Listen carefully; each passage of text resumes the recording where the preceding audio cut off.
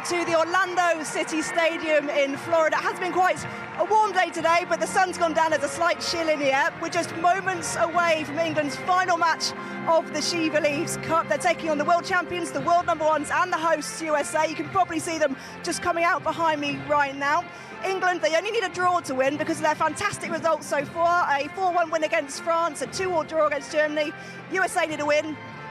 England needs a draw to win the tournament for the first time. I'm joined by the editor of She Kicks magazine, Jen O'Neill. Jen, how impressed have you been with the Lionesses so far in this tournament? Well, they came out of the block so well against France. A fantastic performance and 4 goals. Feel a little bit less impressive against Germany. Phil Neville just walked past there. He was disappointed with the passing. They can definitely improve, but I think we've come here and we've got a win and a draw. That's better than we've done in the SheBelieves Cup before. They're here to win this match. You're talking about they only need to draw it, but they want to be here to win. Every interview they've done, they've talked about going toe-to-toe, about really going full throttle. So that's what we're expecting, a full-on attacking performance tonight. Jen, thank you. We'll have you back here at half-time. Your commentary team for tonight for England versus USA is Sue Smith and Vicky Sparks. You'll hear from them in just a moment, but first the anthem starting with the USA Any Moment Now. Please rise and remove your hats for the playing of the national anthem of England, followed by the national anthem of the United States of America.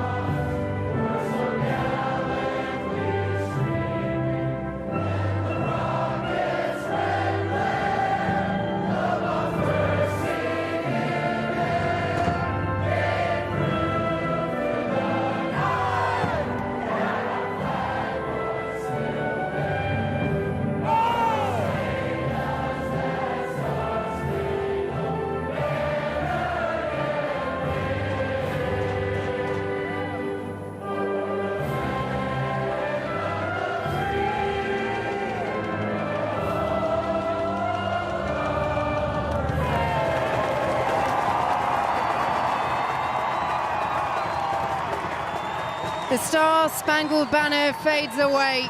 The crowd are ready, and England are on the verge of history. The first SheBelieves Cup is within their grasp. A draw will do it, but the world champions stand in their way. Good evening to you at home. Well done for staying up, and we hope to bring you a real cracker, Sue Smith. Oh, I can't wait. I think this is just shows how far England have come, because when they played Germany and they drew with Germany, who are ranked number 2 in the world, we were disappointed. So I think that just shows the quality that England have now got, and the belief that we actually believe that they can beat the best teams in the world, whether that's Germany, whether that's United States of America. And I think that's a real positive for Phil Neville and for his Lionesses. And hard to overestimate just how much confidence that opening 4-1 win over France will have given this England side as well. It was a fantastic performance, both defensively and going forward, and how clinical they were in front of goal. They made opportunities, created opportunities, but then they took them, and I think that was the difference. So the fact that now England have goal scorers all over the pitch, it's not just your centre forwards, you've got your midfielders chipping in, and you've got your defenders looking dangerous from set pieces, and I just think it's a real positive England side from defence right the way through to the attacking lineup. And it is that win over France that gives England the advantage when it comes to goal difference, and that is why a draw will be enough tonight. But a draw against the United States, although they did beat them at last year's SheBelieves Cup, is no mean feat if they are to achieve it. Yeah, it's going to be tough, and I think everybody knows that. I think England will be prepared, that America are going to come straight at them. They're very fit, they're athletic, they're quick, they like to get the ball out wide, get good deliveries into the box, and they've got world-class players, as we know, so England will be ready for that. But I think they have to be brave, they have to get on the ball as much as they can, as much as they have done in the last two games. A little bit better than against Germany, because as we've seen, they were sloppy defensively. But going forward, I think they need that bravery like they showed against France. It will be either the USA or England who will win the SheBelieves Cup this evening. France beating Germany 3-0 in the earlier game. And we will prepare for a minute's silence that will be held before this match to honour the victims of the high school shooting in Parkland, Florida last month, in which 17 people lost their lives.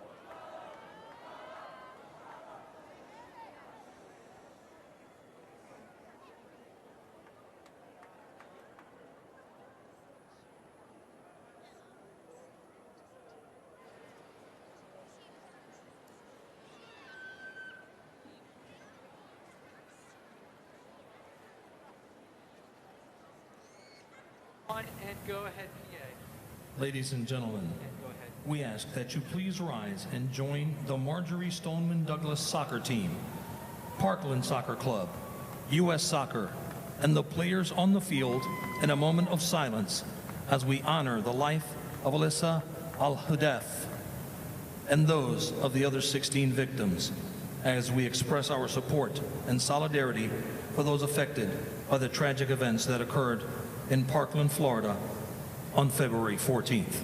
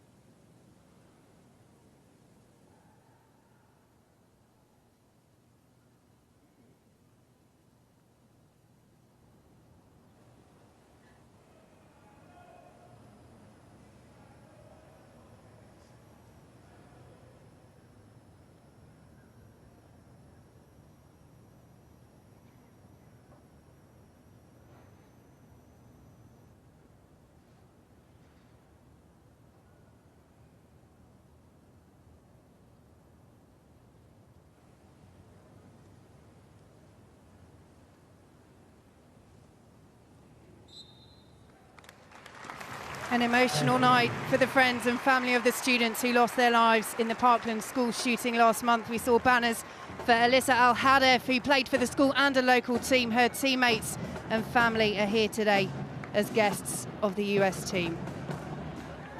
4 changes for England from their 2-2 draw with Germany. First choice goalkeeper Karen Bardsley returns in goal, with Jodie Taylor, Kira Walsh and Izzy Christensen also coming in.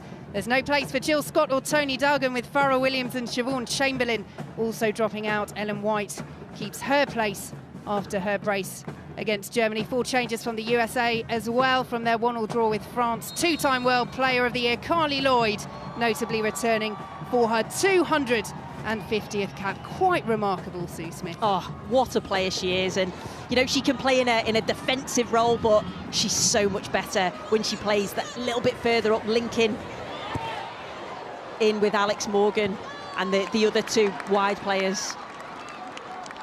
So a point will be enough if England are to win their first SheBelieves Cup. They finished 3rd at the previous 2 tournaments, which started back in 2016. The USA with early pressure, Rapinoe's ball in.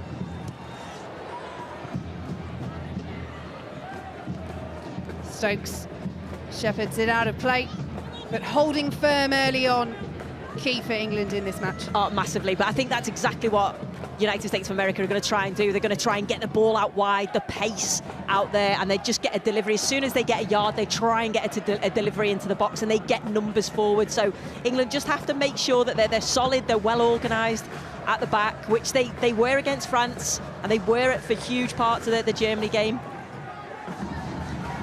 Sonnet, one of the 4 changes for this evening's game. First start of the tournament for Emily Sonnet. And Naya, who's played every game at the SheBelieves Cup. Finds Rapinoe. Here is Haran. USA throw. Rapinoe takes it quickly. Looking for Carly Lloyd from Morgan.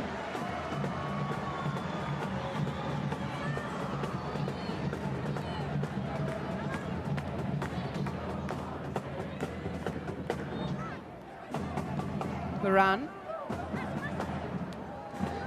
wins the throw off Walsh, who's back in the side today in place of Farrah Williams, the Manchester City youngster. England deal with the USA threat. Taylor almost on the end of it. Headed up, not quite away by Davidson. Naya came out to try and help. Davidson, in the end, brings the ball away. The 19-year-old has impressed this tournament against stiff opposition. Struggling there against Jodie Taylor. Here is Demi Stokes up against Sonnet. Back to her Manchester City teammate Izzy Christensen. Can't find Fran Kirby. And Naya collects. Christensen rewarded for a good performance off the bench in the last match against Germany. Yeah, and I think rightly so. Both her and Keira Walsh came on, and I thought they made a difference. I thought they kept the ball a lot better when they were on the field, and I think that's what Phil Neville has shown throughout this tournament, that you play well, you're going to get a chance, and he's done exactly the same with Mel Lawley. She's played her way into this team.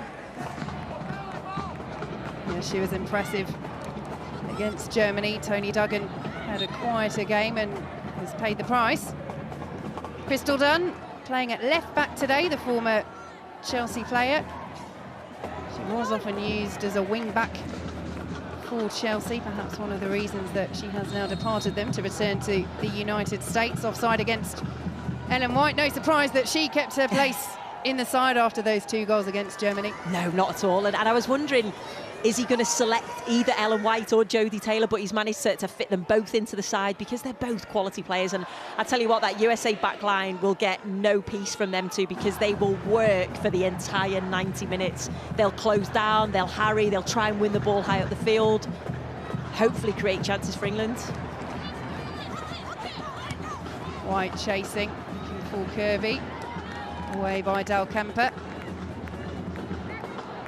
Interesting dilemma really for England as to how they approach this game. They were really on the front foot against what proved to be a very poor France side, more defensive against Germany, who, perhaps mindful of England's big win over France, came out and took the game to them. This is the USA. What do you do? I think they've got to do what they did against France. I think they've got to go for it, go toe-to-toe against them, actually show what they're about. I think England are better when they go forward and when they attack teams, but then still be disciplined when you're defending, because you are playing the world #1. Rapinoe scored the winner against Germany in the USA's opening match. Very experienced player. Haran. Del Kemper. Looking for Rapinoe again.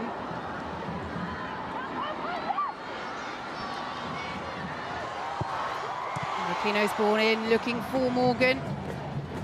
Cleared away by England.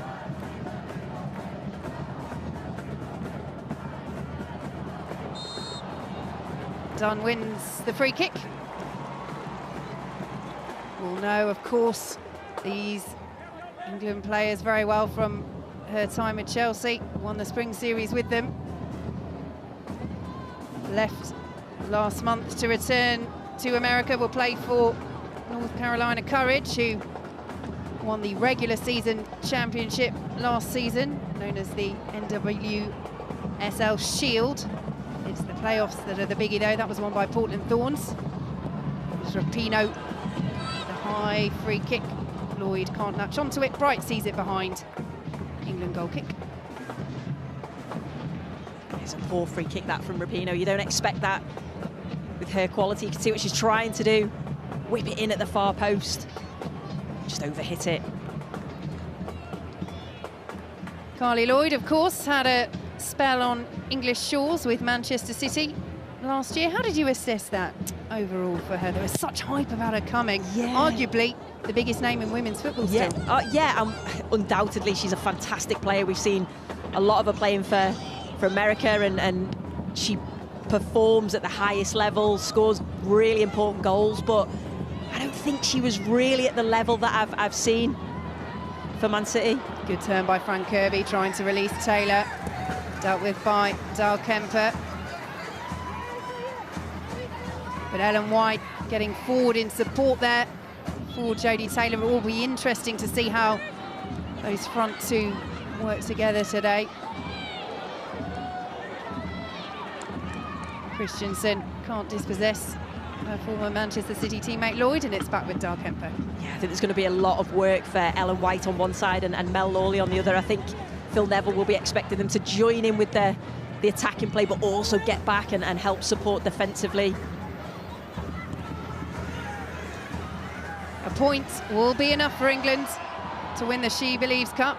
No foul on Long. Much to the frustration of the home crowd. Pugh dispossessed. Here is White. Pugh in close attendance. White does well to find Stokes. And Sonnet for company.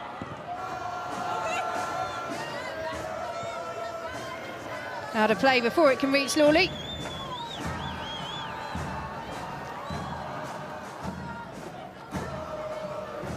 You run out of paper to write all the accolades that Carly Lloyd has received, don't you? And I was making my notes earlier. She is the one that you have to use your tiniest writing to squeeze it all in. Two-time World Player of the Year. Scored the hat-trick in the World Cup final in 2015 as the USA became the reigning champions. Two winners in Olympic finals as well. On the big stage, over her career, she has done it. It's funny, when you said that, I've just actually looked down at my notes and it is wrote really small. Yeah, she's an unbelievable player, achieves so much.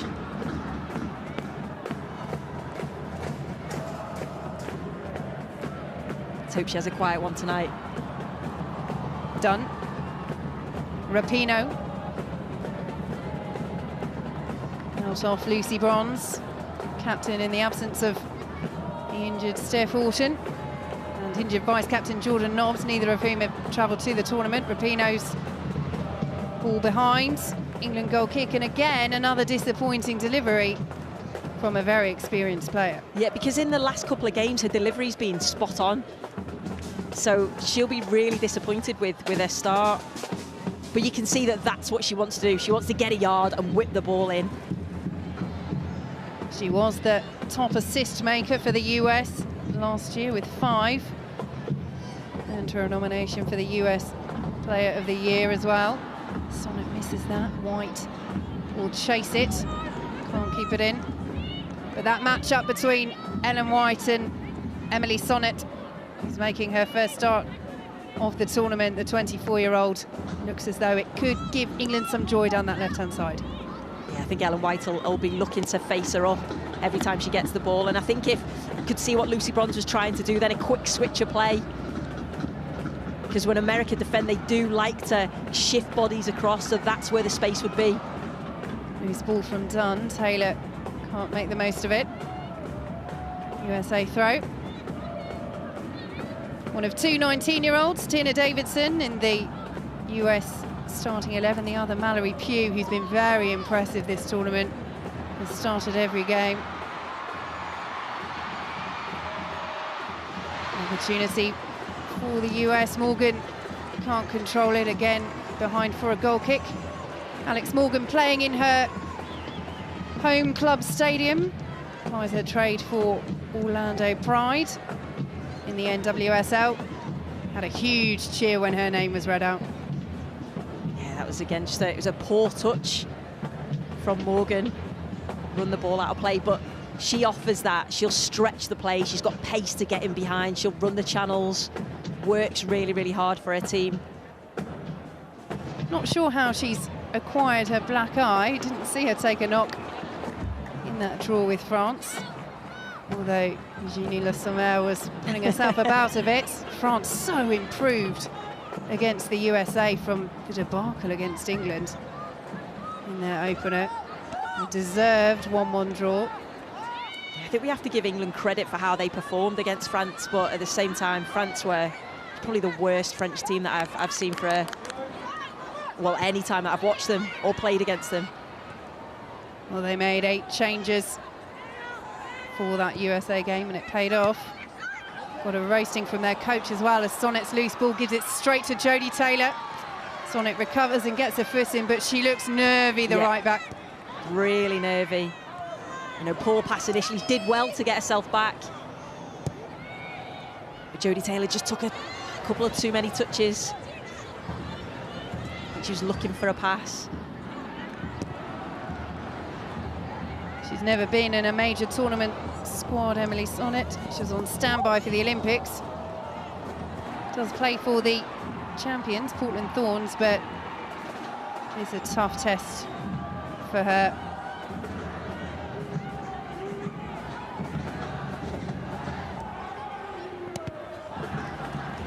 Hughes flick off Demi Stokes.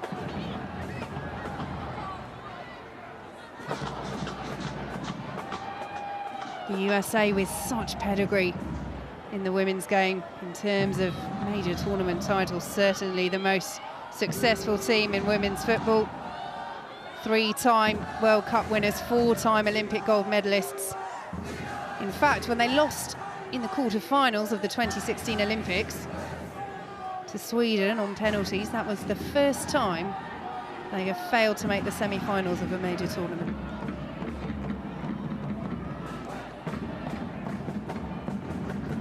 So England know what they're up against. Here is Rapinoe. Varane on the inside. Finds Morgan instead. Long. Varane. Marshalled well by Walsh. Dunn. Nice build-up from the USA. Rapinoe. McManus prevents the corner.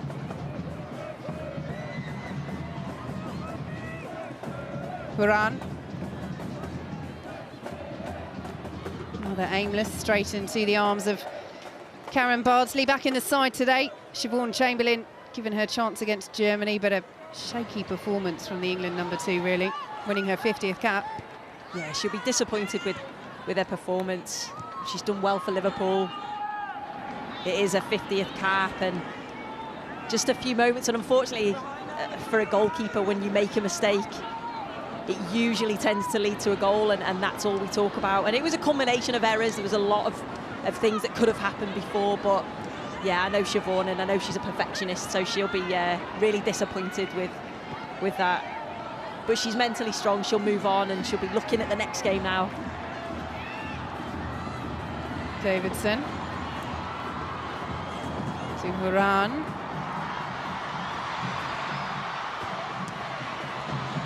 Again, England to deal with it inside their own penalty area. USA using the flanks well. England have to stay switched on at the back. McManus and Millie Bright. Without Steph Orton, of course. Although the USA without big players as well, notably their veteran defender Becky Sabran, which is one of the reasons why 19-year-old Davidson is starting at centre-half. Here is Horan. Almost found Pugh. Bardsley dives on the loose ball. I've been quite impressed with McManus's positioning. Twice there where the ball's come in, she's just been in the right place and able to clear the ball for England. Because that's tough when it's a new centre-half pairing. And yes, they had the Germany game to to get used to each other, but it's difficult. It takes game and games to try and build that relationship, that understanding. Darkemper doing well against White. England throw. Yes, McManus making her debut against France. First start against Germany, only in the side after her Manchester City teammate Steph Houghton withdrew through injury. Got a late call-up to the squad.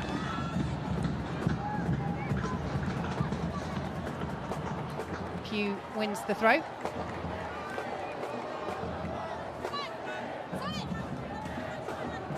Three goals in 3 games in 2018 for Mallory Pugh. Scored twice in the 5-1 win over Denmark and in the last match against France as well. And what was impressive from her was that she missed a very good chance just before scoring against France.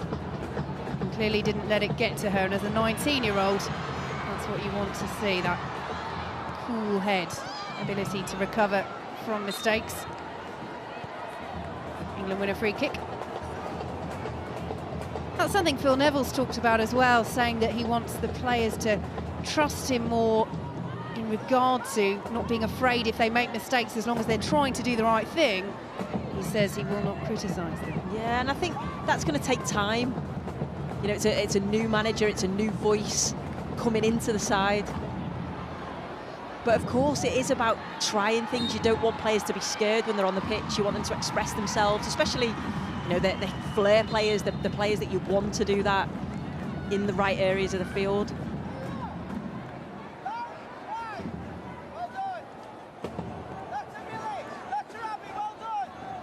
You can hear him on the touchline as well. He's a very engaged manager. He's taking the squad to Disney World tomorrow, or allowing them a few hours there. He says he'll be relaxing by the pool. Would you have liked that as a post-tournament treat, Sue Smith? Yeah, why not? Sounds great. But I think they have to win, don't they?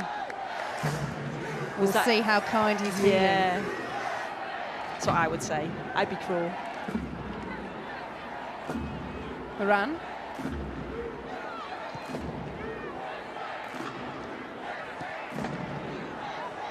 Plenty of support in Orlando from the home crowd. They've had good crowds for the tournament, particularly the second match, over 25,000. Saw the USA draw with France in New Jersey. Over 14,000 for the opener against Germany in Ohio, but the weather for that and England's game against France was truly shocking. Stokes can't keep it in. USA throw. The world champions on top, Sue Smith. Yeah, they are, but not really creating anything or doing anything particularly well with the possession.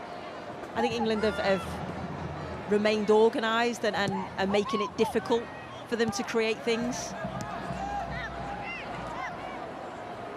Apologies for those technical difficulties. Rapinoe.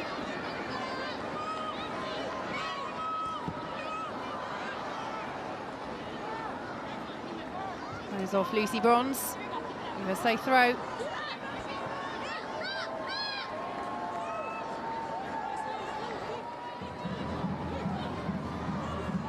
Dunn to take it. Straight to Kira Walsh. Miss kick though, and can't prevent the corner. And the USA will have an opportunity to whip this in with Megan Rapinoe, the queen of assists.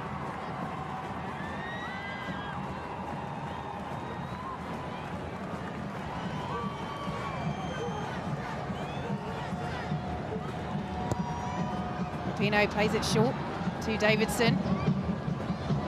Taylor full company. That heel from Davidson. Rapinoe dispossessed by Taylor, and the USA have wasted that opportunity.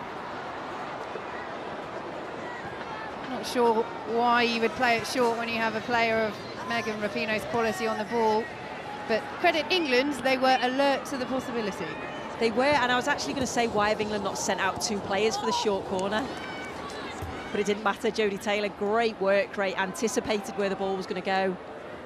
Won the ball back for England.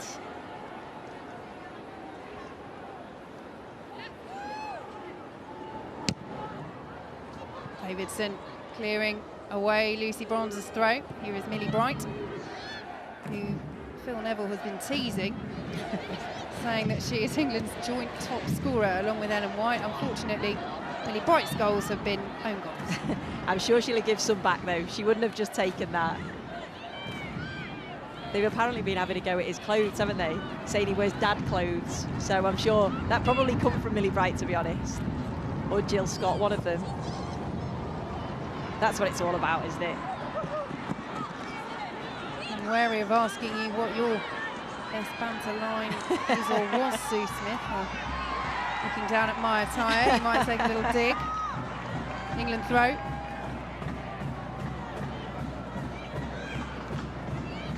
Kirby, it's been very quiet so far. She fashions something here. Dal Kemper stabs it away. Safety first from the USA with Ellen White lurking. England corner. That's what you want. You want Fran Kirby in and around the box. She's got such quick feet. And when you're running at pace like that, any sort of touch, she can win her team anything. She just looks lively, looks like something's going to happen when she gets on the ball. It will be the Chelsea player to take the corner. Again, plays it short. And England's turn to waste an opportunity.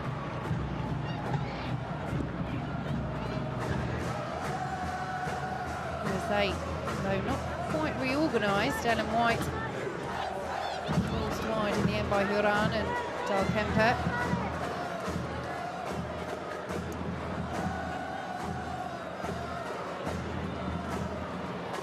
Lloyd with the crossfield pass towards Rapinoe, easily gobbled up by Lucy Bronze.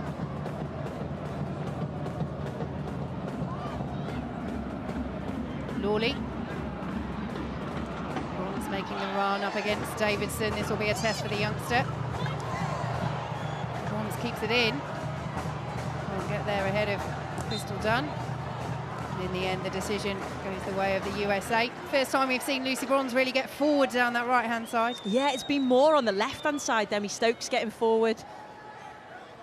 I don't know if they were saying that was a foul, because I don't think did the ball go out of play? I don't think it did.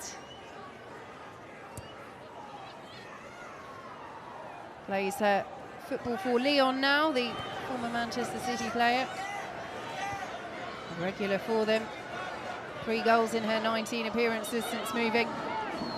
And when you can be that regular in a double treble winning team, back-to-back trebles for Lyon, that shows just what a good player Lucy Bronze is.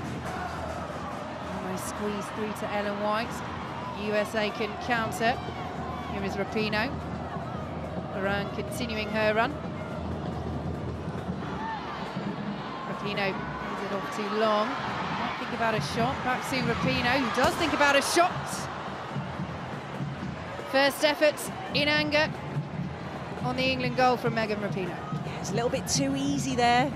England just allowing the United States just to play the ball around, a bit too much time.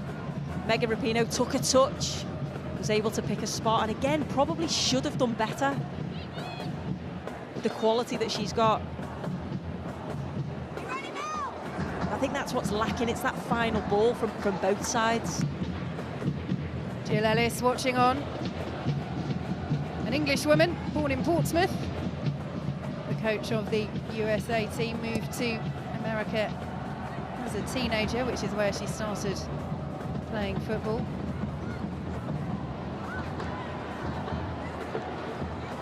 Here is Dunn. Moran, lovely skill from Rapinoe. She's still going. Kirby does enough to put her off. Will be collected by Alex Morgan. Gets the ball across. Vital header by Demi Stokes.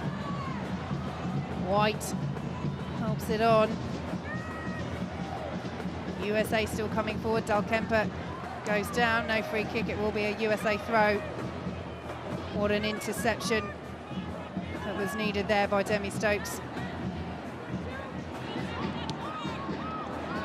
Sonnet. Q. Against Stokes again. Ball behind. the story of the youngsters, really, Mallory Pugh and Fran Kirby, who have arguably been the players of the tournament as we watch that lovely back heel from Megan Rapinoe. Both having quiet games so far, though, Kirby and Pugh. Yeah, you can see what Fran Kirby's trying to do. She's trying to get in and around Jodie Taylor at every opportunity. She's the one that's trying to link the midfield to the attack, and America is just stopping her from getting on the ball. Your player of the tournament so far, Fran Kirby? Ellen White, I guess, is. Yeah. In terms of the goals, it is Kirby coming forward now. She's met by a wall of red shirts. Yeah, I think she's been excellent. I think Ellen White was outstanding in the last game, her work rate and her finishing. But then in the first game, Jodie Taylor was excellent. Nikita Paris. There is Pugh, looking for Rapinoe. Moran keeps it in.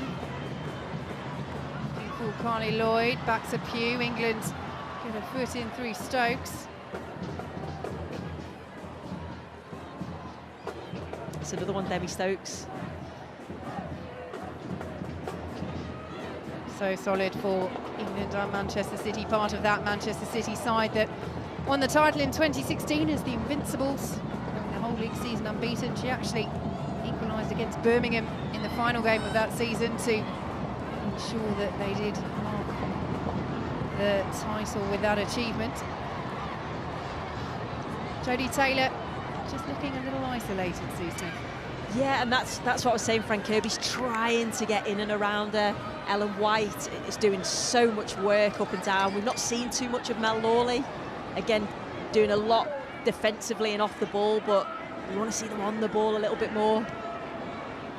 But you can see when they're pressing, there's a front four for England. And if they can go as that unit and they can win the ball high up, I'd back them to score against this American back line. As it stands, this scoreline would be enough. England need just a point to win the SheBelieves Cup for the first time. It will be either England or the USA who lift the trophy at the end of this match. Victory for the USA will seal it. France will finish third, Germany will finish bottom. Lloyd looking for Pugh, and it might fall to Morgan. Bardsley calmly takes it away from her. England have two players down. Lucy Bronze keeps the ball out of play. McManus and Stokes. But there was confusion in the England back line there. The ball forward initially looked like it wouldn't be a threat, but Mallory Pugh almost got in. Yeah, there was, I think, Demi Stokes and Abby McManus. I think they both thought each other was going to go for it. McManus did the right thing, though. She just played the ball back to Karen Bardsley, and they managed to get it clear. Hopefully both will be okay. Just a small collision. You can see Millie Bright came out to initially press the ball.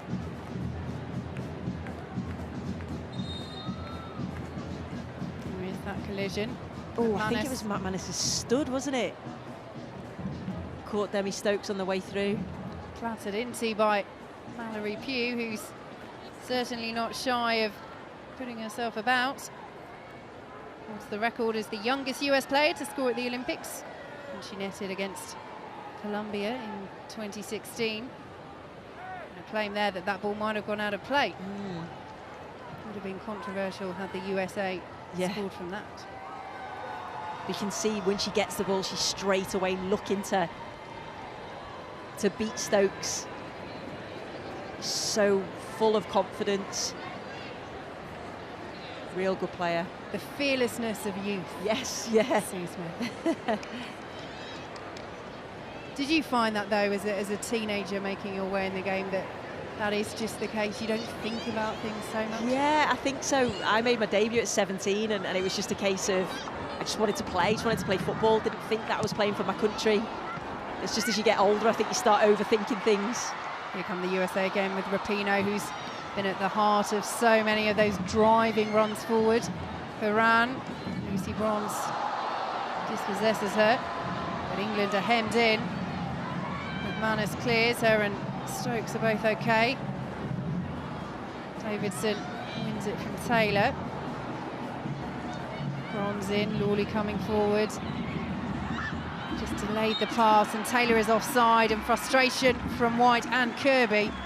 As you say, Sue Smith, they went forward as one. Just a little bit too much of a delay. Yeah, I think so. I think it was just an extra touch. I think the players had made the run. If you're going to give it to Jodie Taylor, maybe could have just done it one touch earlier. If not, there was a big switch on over the far side with Ellen White and Fran Kirby both getting forward. I think the positive is England are getting players forward. They're committing players. Certainly don't think that they're going for the draw. Always a risky strategy. Yeah. Source of huge frustration to the average football fan as well. Yes, a point would be enough to win the tournament. Apologies again for those technical difficulties. We will soldier on. Hopefully you are still with us.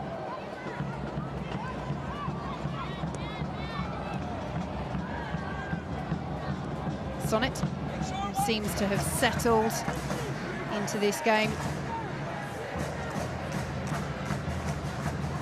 Kemper looking for Morgan. Bronze will leave it for former Manchester City teammate Karen Bardsley. Just over half an hour gone. Loose ball from Bardsley. McManus just about gets there, but that's sloppy from England. I was going to ask you, Sue Smith, how you think Phil Neville would assess his half so far. He won't have been pleased with that defending. No, not at all. And they actually did well to get themselves out of trouble, but there's no need to put themselves in danger like that. As you can see, I think he's saying that ball shouldn't have been in there. Sometimes it's great to play nice football, sometimes it just has to go, and I think that was one of those situations. He's talked so much about bravery, winning mentality, helping England go to the next level, believes they're on the verge of something special. And I suppose when you're a player who has won as much as he has in the game, despite his lack of managerial experience, which was talked about before, during and after his appointment, right up until they beat France 4-1. Yeah. But when you know how to win as a player, that has to be an advantage when you try and instill that into a team that, like England, just need to take that final step, become winners, like Germany, like the USA. Yeah. Straight away, when somebody that's achieved all of that says that to you, you do believe and you do want to listen to what they have to say. Lawley flagged offside. He has some handy connections as well. David Beckham giving the pre-match team talk ahead of the Germany game, which was a surprise for the team, organised by Phil Neville. And I think he spoke about what it feels like to play for his country, and again, that's going to have an impact, isn't it? That's going to help inspire you when you're going out onto the field. I've seen so many selfies, the girls with David Beckham after the game. I don't blame them. Would you have taken one? Oh, 100%. I'd have been starstruck. He may well have been starstruck back. Sue Smith, 93 England caps. England free kick. Just getting a little scrappy, but England won't mind that as we approach half-time. Still 0-0.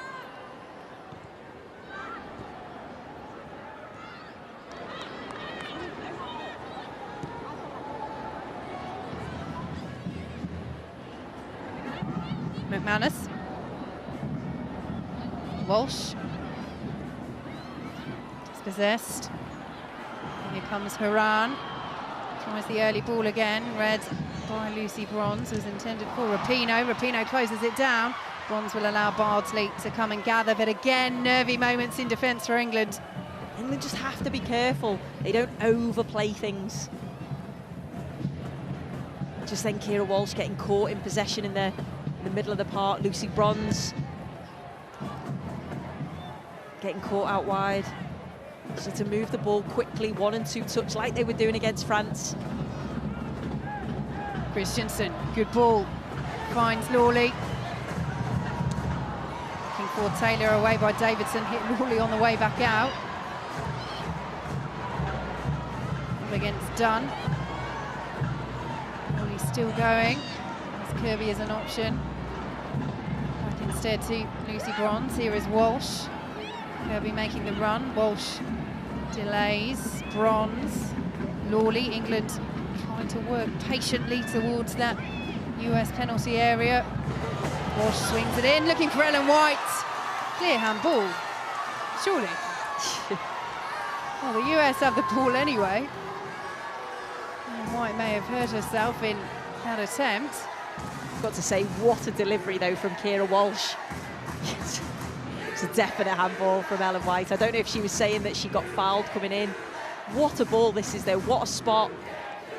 Yeah, Ellen White knew she couldn't get anywhere near the ball, and I think she just tried to get something onto it. She's lucky not to get booked there. Absolutely. One of those instinctive striker actions, Sue Smith. Oh, I'm not sure about that.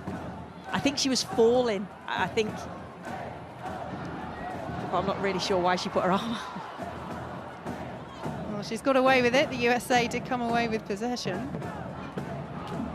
Here is Davidson. But that just shows with one quality ball at the far post. Yeah, she had the space, in the end was closed down.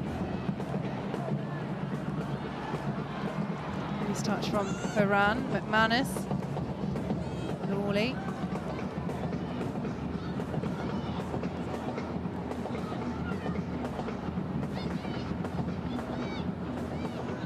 England still yet to win a major tournament. This doesn't count as one, it is a friendly tournament in inverted commas, but an incredibly prestigious one. And what would it mean to win the tournament outright for the first time against the calibre of opposition that they're facing? We'll answer that in a moment. Jodie Taylor could be in here, Davidson does well, as does Naya. USA clear the danger, but again that one ball, Sue Smith. And that's the ball, and they've got players that can play that quality ball. They've got players in advance that will play off the shoulders, play in between the centre halves, and have got the pace to get on the end of it. You just think if they can find the right, I suppose it's like quality of pass, England will be in.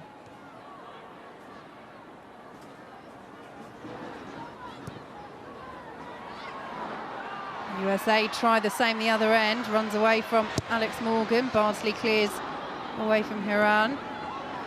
Lloyd is having a quiet game, can't bring it down. Christensen, clearance from Stokes. Selected by White, again trying to set Jodie Taylor away in behind. Davidson just gets enough on it. Identical moves from either side coming forward. Here is Ellen White, good strength. Stokes, Walsh, and Kirby just can't reach it. 0-0 as things stand. England will win the SheBelieves Cup. So what would it mean for the national team? I just think it's a real confidence boost. I think the fact that England actually get invited to these sort of tournaments now just show how far they've come, and they're now competing, challenging against the top teams in the world, and that's got to give you a boost when you go into a World Cup, because you know you've beaten those teams, you know you've performed against them. So yeah, it'd be massive for the team, for Phil Neville, and it's the first thing that he will have won, the first tournament that he's gone to, and he's won it. So yeah, there'll be a few celebrations, I'm sure. And it would just put the stamp of his authority on this side as well. There were questions raised about his experience in the women's game, the selection process. None of that will matter if he can win this tournament. He'll have proved himself in his early games, then needs to go on from there, but it would be the perfect start. Bright will chase this back towards Bardsley. Safety first. USA throw. Millie Bright, the only England player to start every game at Euro 2017. She's really broken into the national side over the past couple of years. Dahl Kemper, ball in, headed behind by Haran.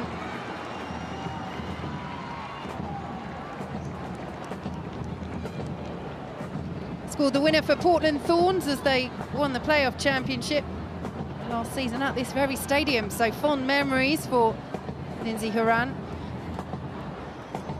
Lucy Bronze doing enough to put her off.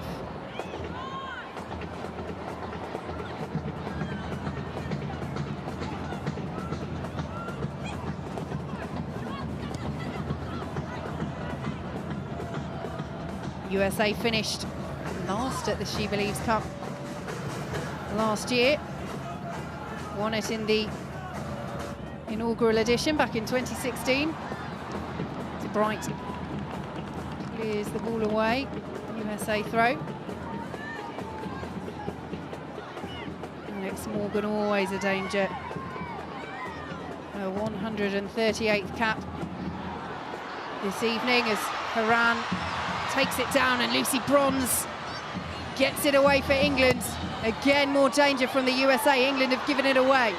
Here is Mallory Pugh. Horan quickly back up to her feet inside the penalty area. Done. Rapinoe looking for Horan again. Rapinoe takes matters into her own hands. Just kept out by Bardsley and stabbed away by Christensen. The USA still come. Sonnet behind for a corner off Ellen White. Harem-scarum moments for England. Really is nervy times there. I think Karen Bardsley actually did well to get down and palm the ball away and away from the United States of America players that were coming in. I think Lucy Bronze with a good challenge. Ellen White got back. Scary times though. The world champions cranking up the pressure just before half-time. Rapinoe's corner. Inadvertently headed away from goal by Carly Lloyd. Back in and thumped. Clear, no England player up there though. Dal Kemper. England will be happy just to have survived that little spell, but the USA are not relenting. Pugh's ball in, just about away. White to Kirby. Always turning into Rapinoe. Stokes. Rapinoe full of running. Morgan pressuring, Bright goes down. Big claim from Rapinoe for a penalty. Not given. Still the USA come forward, long. Pugh, the home fans not happy with that decision. It was risky from Millie Bright. We'll wait and see a replay. Dal Kemper. Intercepted by Bronze. Christensen. Can't find Taylor. Davidson clears. Rapinoe again, she's everywhere. The USA attacker.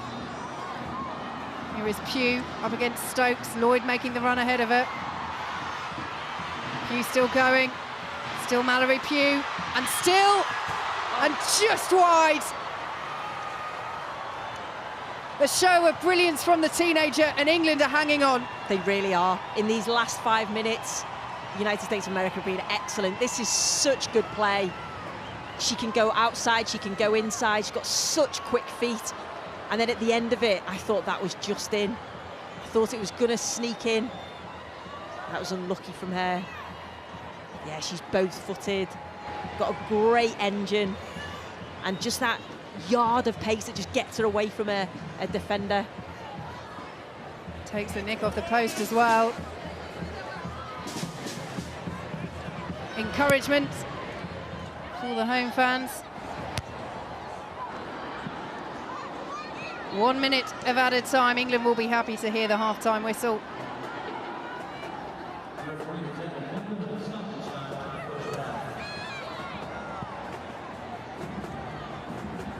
John Neville looked as though he might take that himself for a moment.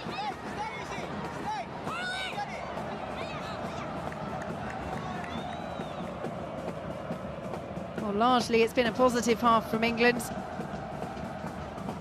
But they will be concerned about those defensive lapses, haven't been made to pay.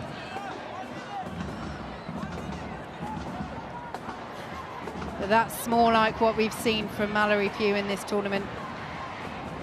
Megan Rapinoe, 32 years old, you wouldn't know it. Not at all.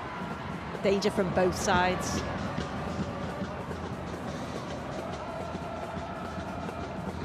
Dahlkemper with the free kick. And that will be half-time. 0-0 between the USA and England. And they have Karen Bardsley to thank for it in the end. Jill Ellis will be pleased with how her side finished the half. Phil Neville with a little bit of work to do at half-time after what was initially a promising half an hour or so. Yeah, I think he'll be relatively happy with his first half performance, apart from probably the last 5, 6, 7 minutes where the United States just started to get on top and showed their quality. But I think he just needs to make sure defensively they're organised in the second half, and when they go forward they just need a bit more quality. A point will do it for the second half. Stick or twist? I think you've got to go for it. I don't think you can hold on for a point. I think it's too risky to do that. And I think when you look at England's bench, they've got a lot of good players that can come on, that can change the game if he needs to do that. But you could just see that the quality of America just coming into it in the final few moments of the half. So they can't do that. They need to make sure that they keep going for the 3 points, if you like. Half time, USA women 0, England women 0. Well, welcome back to Orlando. All square even at the break then. As things stay as they are, England will be crowned She Believes champion. I'm joined by the editor of She Kicks magazine, Jen O'Neill. Jen, that was a first half, a few opportunities, wouldn't you say? It was, yeah. I mean, defensively, England have been very well organised. And I have to say that I've been so impressed with Abby McManus. If you think she started 2 games that have been against Germany, second ranked, and US number 1 ranked, and she's been outstanding. She's been blocking, she's been calm in possession. You mentioned there's been a few chances. We had Ellen White with a little bit of maybe a wandering hand. I thought that was England sparking into life. Mallory Pugh, in the last few minutes there, she nearly took the lead for the US. So that's slightly worrying that the US did actually finish the half more strongly. We need to get the ball out to Mel Lawley when she was hugging that touchline, and they finally got her into the game because she wasn't involved for long stretches. We caused them problems. So that's what we need to do. Keep the ball, well, make it stick up front, get on the ball in midfield, keep possession a little bit better, and keep doing what we're doing defensively. Fantastic save as well by Karen Bardsley towards the end of that half. Jenna, we're back with you in a moment. This tournament is an historic one for one woman. Casey Stoney played for Liverpool, she played for Arsenal, played for Chelsea.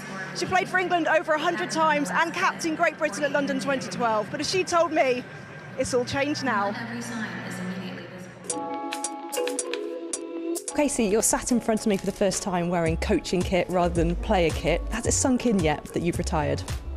Yeah, definitely. I'm 36 soon. I've had a lot of injuries in the last year. I missed the entire Euros for injury and I'd worked so hard to get there. I didn't think I had another tournament in me. But you know what, most importantly, it was the right reason at the right time. You know, this opportunity came up and you know, you can't turn it down. You know, Phil Neville spoke to me, asked me, you know, if I'd be interested and would I come and work alongside him, and you know, that for me was incredible. You know, football's been my one constant through my entire life, and to think about stepping away with nothing in front of me petrified me. You know, so this was just really natural. And you know, when I was in La Manga coaching with Mo, I didn't once think, I wish I was still playing. I'm excited, you know, and that told me that I was ready to say goodbye to my playing days. You say Phil Neville, manager now. What changes have you seen within the England squad? He's very big on his standards. You know, you keep things tidy, you leave places as you found them, you make sure you're early, not on time. It's the little things, you know, never be too big to do the little things. I think that's really important, especially at international football, that we get things right. He's very driven, he's very focused. He's keen on players driving the dressing room, driving the environment. Is this a new era for the Lionesses? I feel like it is. I feel like it definitely is. You know, we've been to 2 semi-finals. England have completed their most successful World Cup finals ever with a 3rd place finish, a bronze medal and a watershed moment. Success to us now is going further than that. So, you know, it is a new era. We are looking forward. You know, we are massively about qualifying for the World Cup, doing well in this tournament, you know, and then seeing what next summer can hold. the remit is third to first in the world. What has to happen for you to achieve that? I think the biggest difference is on the pitch. You know, I think we did incredible in the Euros, you know, did incredible in the World Cup, but I think that was probably as far as we were going to go. I think with his, you know, tactical knowledge and what he's going to implement on the pitch, you know, that's the difference. We're not far away. You know, we haven't been far away, so now it's how much we can get out of the players, how much further they're willing to go, how much more we can get into them on the grass to make sure that that's the difference, because this is the hardest bit now. You know, this is the hardest bit going from third to first.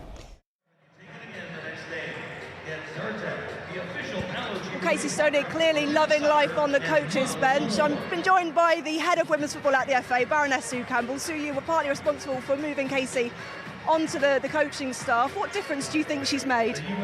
She's made a tremendous difference because she's a wonderful bridge between the players and the coach. And she's one of 6 players we've now got on what we call our player to coach programme. Who else is on the programme? Rachel Yankee, Jill Scott, Joe Potter.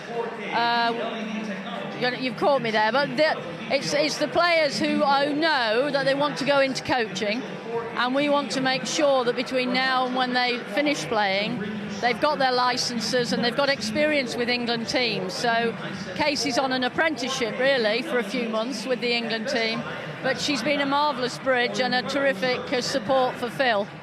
And Jen, she looks like she's found the transition quite easily. In terms of Phil Neville, how important to him do you think it is to have a player like her alongside him? Well, I mean, she's had an incredible career and she's been there and done that. And so she maybe knows a little bit more about the history and the context of some of the teams and players they're coming up against. She's always been a passionate student of the game as well as a great player. And what I like is you can see from when you're looking at the dugout, he'll go and speak to her and ask her before he makes changes. He's involving her in the process, and already I think that partnership is working very well. So you're also responsible for the appointment of Phil Neville. Bearing in mind how well the Lionesses have done out here so far, no matter what happens tonight, do you feel vindicated in that appointment? Because you came in for some stick when it first happened, weren't you? Yeah, I sure did. No, I mean, you know, we're at the early stages of this, and Phil himself knows he still has a long journey to go on, but he's been tremendous in terms of his relationship with the players, the way he's fitted in, and his positivity about the way he wants to play. So, yeah, no, I'm really pleased for him. But whether we win or we don't win tonight, we're still at the beginning of a journey, and the journey is to win that World Cup in 2019. And he's really determined, and he's learnt a lot about his players over these 3 matches, and he will use that knowledge to help him build that team for 2019. Baroness Campbell, Jen, thank you very much for joining me. Now we'll be back in a few minutes for the second half of USA Germany, but now we're going to head back to England to meet a young girl who recently signed for Liverpool Ladies. So what you might say, well, her dad is Chris Kirkland and Sue Smith has been along to meet both of them.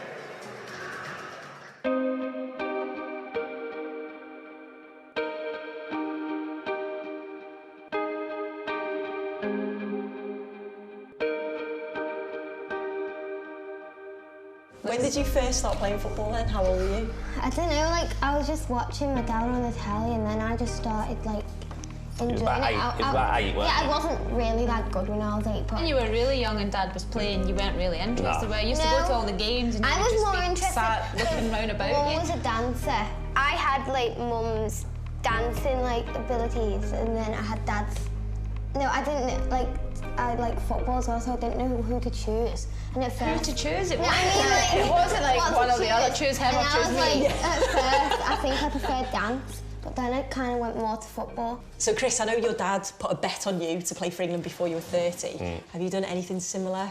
I tried to get a bet on her a couple of months ago to play for England or Scotland, because obviously... Yeah, she can play for either. You'll all see it now. Yeah, and I tried to get a bet on it, but they didn't get back to us, and now she's signed. There's probably not much point, because I'll probably still try and do it, but the odds will probably go really down. But yeah, my dad put it on when I was 13.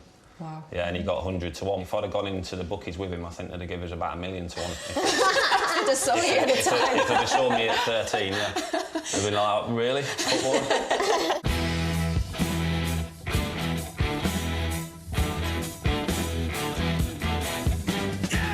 What made you actually want to be a goalkeeper? Well, like, from an early age we found out that I was, like, accident prone, really. And like, it's because I would just throw myself about everywhere. Like, it was like, I forget how like big I was, like, because I was like really tall, and I'd like walk into walls. I'd like run like down the stairs. I'd fall down the stairs, and like, but then like I went like in goal, I think it was, in school, and we played like, we just have a concrete playground. But then at one point I dived on the floor, forgetting that I was on concrete, and from that point I was like, yeah, I think I want to be goalkeeper, because like I was just like fearless, really. I just throw myself on the floor, and I like quite enjoyed it, actually, to be honest. I don't know why. You know your friends, do they say anything like, oh wow, your dad's Chris Kirkland? When I like went into the juniors, I started realising why everyone was coming up to me like, oh, your dad's Chris Kirkland. Because at first I was like, yeah, I know, I live with him. And like, they'd always be like, yeah, but he's famous. I'm like, really? And here is Silva! Good save by Kirkland. Does she have the right attributes to become a top goalkeeper? I think she does. She's worked hard, she's come on a lot. She's shot stopping's probably her best attribute. She's got a lot of work to do on distribution and talking, but she knows that because it's all new to her. You know, since she's gone to Liverpool, obviously with the academies and that, they try and get them playing out from the back, so it's all new to her, but she's picking it up slowly, but she knows she's got to work really hard at that. What do you think of the setup there? I've always been a Liverpool fan, so it was special when she signed from. But I've told her that, you know, the hard work begins now. Tell me about the academy. So when you go down to training, what's that like? It's like exciting, because every time I'm in the car, I'm like, I'm going to train with Liverpool. At first it was just like a maze kind of thing, and I've been getting better at like being good with my feet and everything, because like my dad says you have to be good with your feet to be a goalkeeper these days.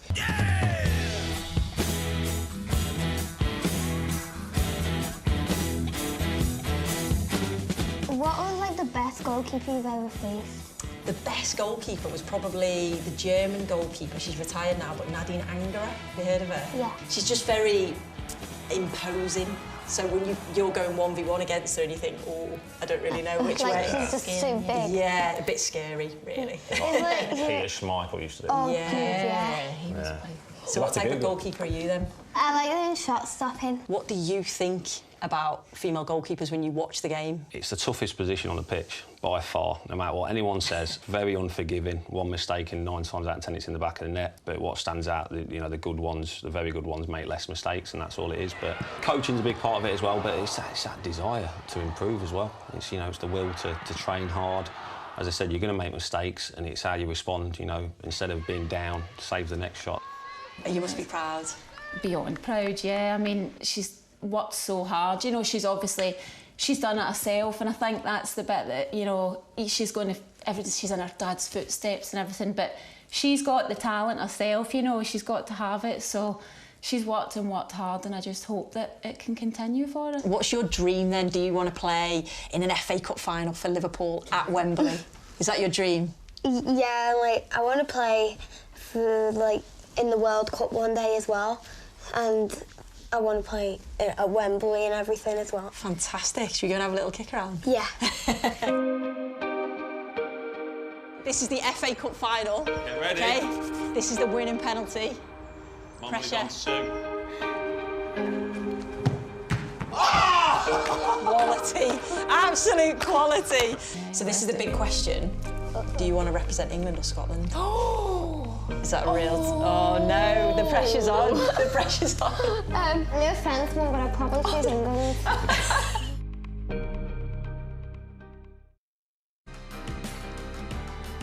The Premier League show is back this week after its winter break. You'll hear from Danny Welbeck, plus there's a look at the rivalry between Manchester United and Liverpool, which you can also hear on 5 Live on Saturday lunchtime.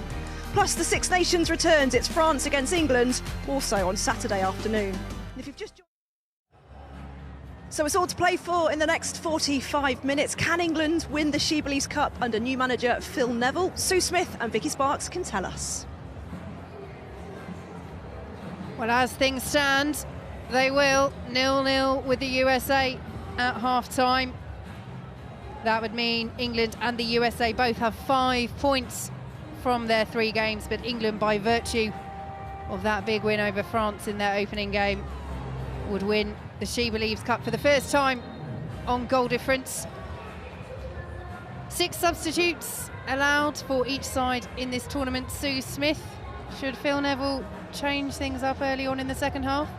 I think he'll probably leave it for 10-15 minutes, see how this goes, but I wouldn't be surprised if we see the likes of Tony Duggan, Nikita Parris, Jill Scott.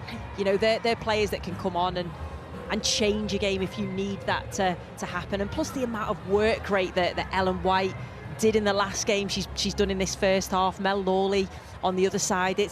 It's a tough job, that, because you're getting back defending, trying to get in shape, and then you've got to try and get forward and help Jodie Taylor out. So I wouldn't be surprised if he does make changes partway through the second half. We are underway. A draw or a win will do it for England. We'll see them lift the SheBelieves Cup. The USA have to win. 0-0. And again, imperative that England start this second half solidly, although a nervy clearance from Karen Bardsley, and the USA will hope to pick up in this second half where they left off in the first, finishing very, very strongly. Sonnet with the throw. Behind for an early corner inside the opening minute of the second half.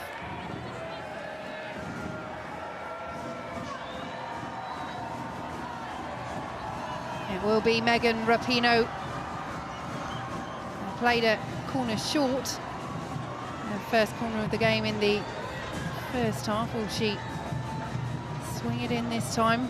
2 England players out there this time to prepare for that. Rapinoe does swing it in, looking for Tina Davidson. Lloyd was coming in behind her as well. Behind for an England goal kick. I was actually just watching Lloyd to see what because I couldn't see her in the area, and she started really far back outside the area. Tried to make that late run where nobody picked her up. Just think if the delivery was right, she could have been in there. Making her 250th appearance for the USA this evening. As Fran Kirby comes forward, space for Mel Lawley, but flagged offside, and that's frustrating for England. They got bodies forward well. Yeah, that's a couple of times they've been caught offside. She was so impressive in the 2-2 draw with Germany.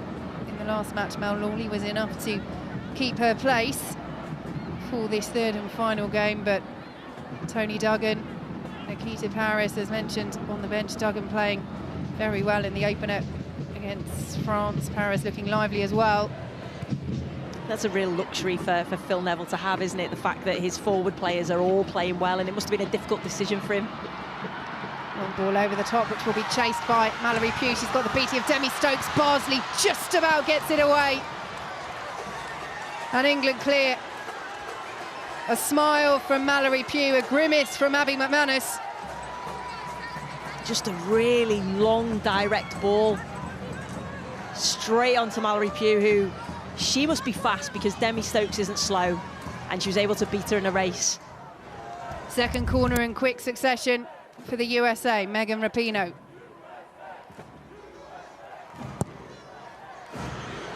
Swung in high, flicked away by Lucy Bronze.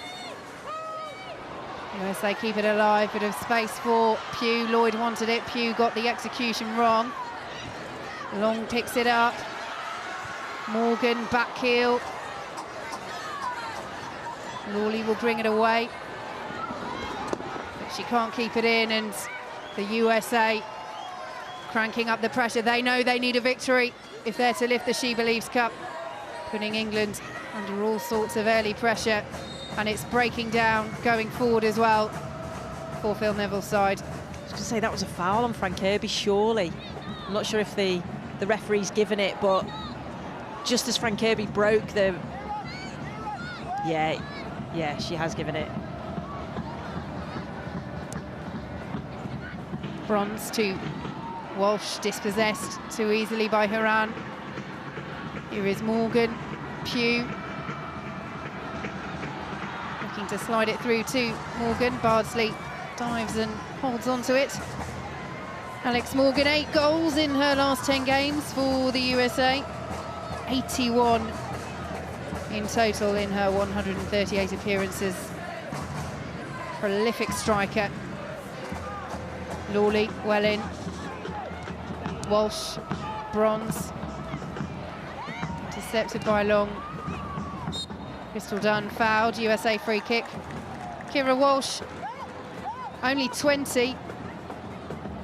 Proficient player for Manchester City. Plays regularly for them, but just taking a little bit too much time on the ball in this match, and she won't have the space and the time that she sometimes has in the WSL as McManus makes sure that header back from Millie Bright doesn't fall to Alex Morgan. No, especially against this team, they don't give you any time on the ball. You take more than 2-3 touches, that's it. They're there, they're pressurising you, they're stopping you from turning. Jodie Taylor will chase this. Naya out early. Yes, she's so good at dictating the play for Manchester City. She really orchestrates it from that defensive midfield position, but this is a whole nother level. Probably the toughest test you can face in women's football. The USA, the reigning world champions, on home soil as well. She's an unbelievable player, Kira Walsh. Just reads the game so well, despite her young years. She's got good vision, just protects that back four. Good pressure from England. Winsome a throw. And here we do have the early double substitution, and it is the players that we mentioned, Toni Duggan and Nikita Parris. Phil Neville mindful of how the USA have started this second half. Lawley will make way for Duggan.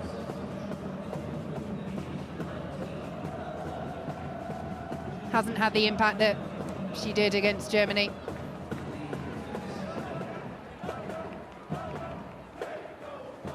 And Nikita Parris comes on for Jodie Taylor, so Ellen White perhaps through the middle. Yeah, I think that's what will happen. She'll be that pivotal player now, Ellen White. And I think she's better centrally. Thought in the last game, she was outstanding there, held the ball up well.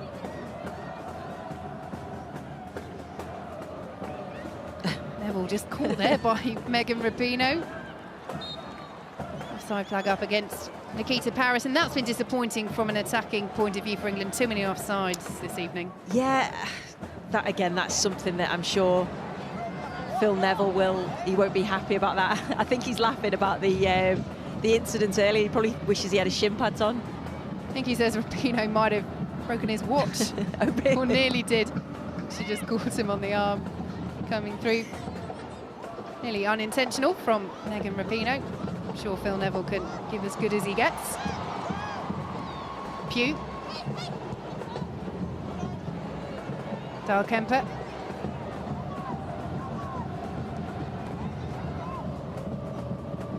USA unbeaten in their last 11 games. The last time they tasted defeat was against Australia at the Tournament of Nations last summer, which is a similar format to this tournament. Slightly less prestigious teams if you're just going by world rankings, but very decent teams nonetheless. Japan and Brazil also involved. USA came second in that tournament to Australia. Good interception by Lucy Bronze, and again Ellen White flagged offside. Bronze, in fact, might have been caught a little late, but play was allowed to continue, and England offside again. Only takes one, though. It does. And the home side are keeping a really high line, but when you know that, you just give yourself an extra yard. The pace that they've got up top, they don't need to be getting caught offside, and I understand you're playing on the shoulder.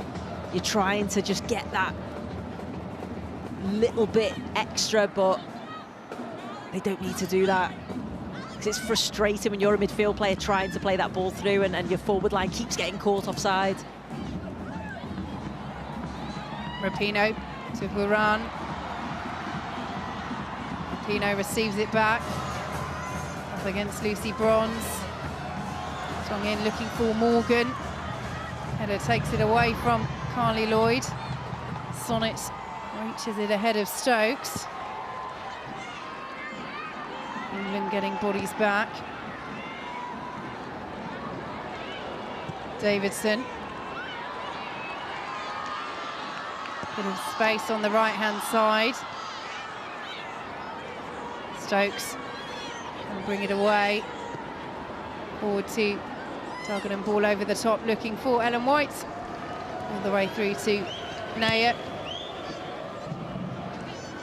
It's the right idea, it's just that way to pass. Again, that's just been lacking a little bit from England.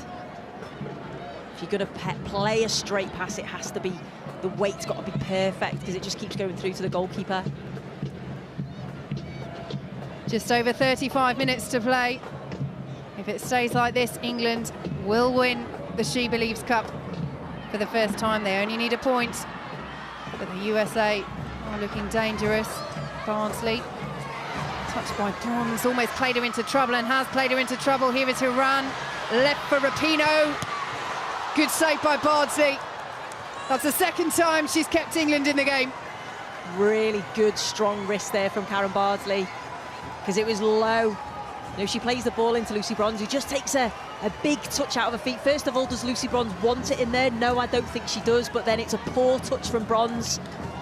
Karen Bardsley makes amends with a good save down to her right, because that was quite a powerful shot, could have sneaked in at the near post.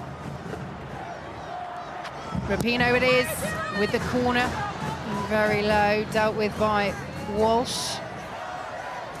Dunn will chase this back away from Nikita Paris. Dalkemba, look how high Naya is out of penalty area. Real sweeper keeper. Yeah. Has been #1 for most of the last year. Hope Solo, the legendary USA goalkeeper, not officially retired, but was suspended in 2016 after calling the Sweden team, who beat them in the Olympics, cowards, and hasn't played since for the US national team. Hard to see how that relationship can be repaired. So Naya is trying to prove that she can be the #1 goalkeeper for the US and fill some very big shoes. Yeah, and you can't fault her ability as a goalkeeper. Hope Solo, absolutely unbelievable goalkeeper. Just quite a controversial character. Here is Kirby. Duggan on the overlap, up against Sonnet. Duggan tries one just wide. Well, it's similar to the effort that she had against France early on, which found the back of the net. Toni Duggan shooting early. Not too far away. No, and that's why she likes playing on the left-hand side, because she can cut in on her favoured right foot. And you can see what she was trying to do. She's trying to curl it into the far corner. Just couldn't get enough whip on it. And it just gives the USA something to think about, Sue Smith. England have not sent in many shots on their goal. No, not at all. And if you think that your player's going to take it early. Too much space again for Rapinoe.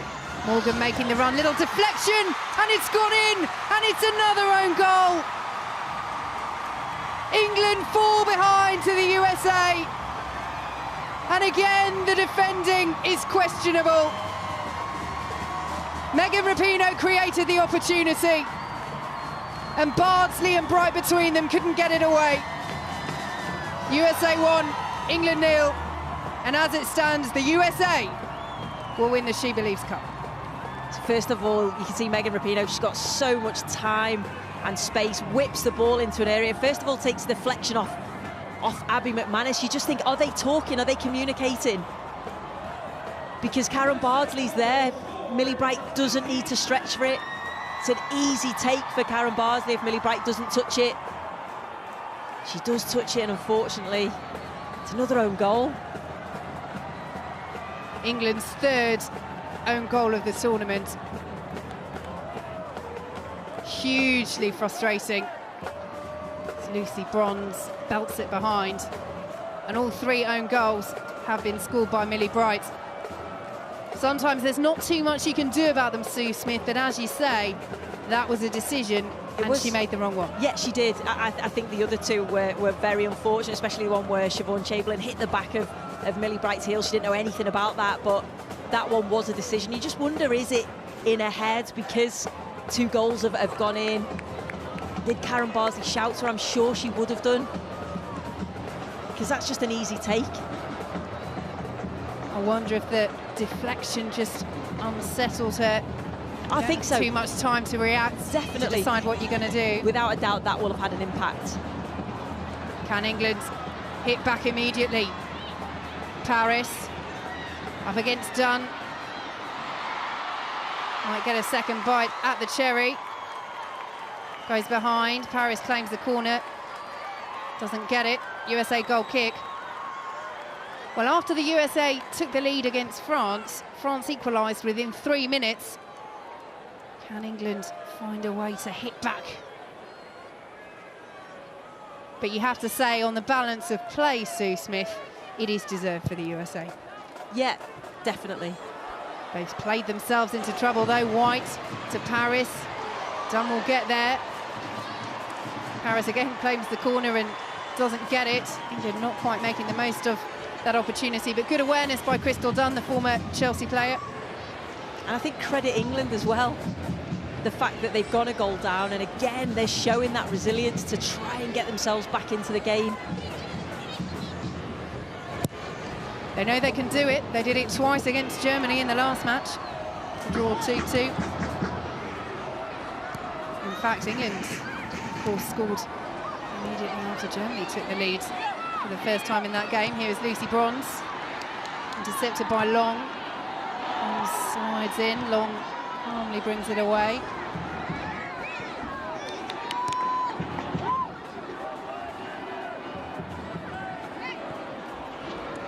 Huran up against Paris, who is screaming for everything and getting nothing. You can't fault her desire, Nikita Paris. What does he do now? I think he's got to continue with how they're playing, because I think, you know, that's just an unfortunate own goal.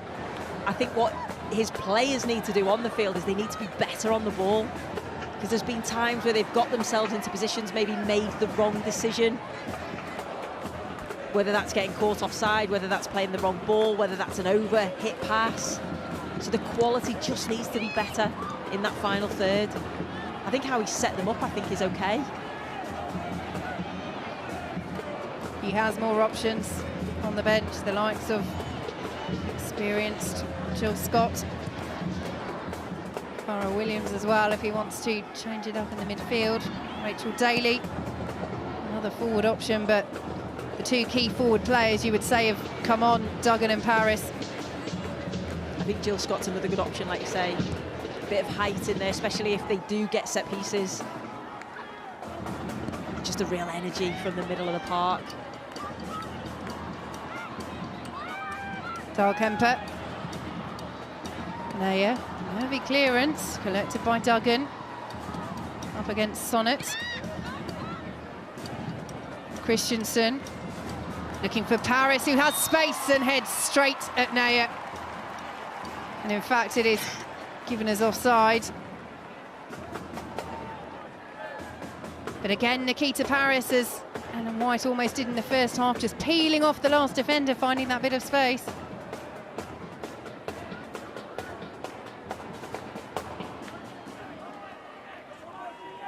England found a way to win against the USA at the SheBelieves Cup last year.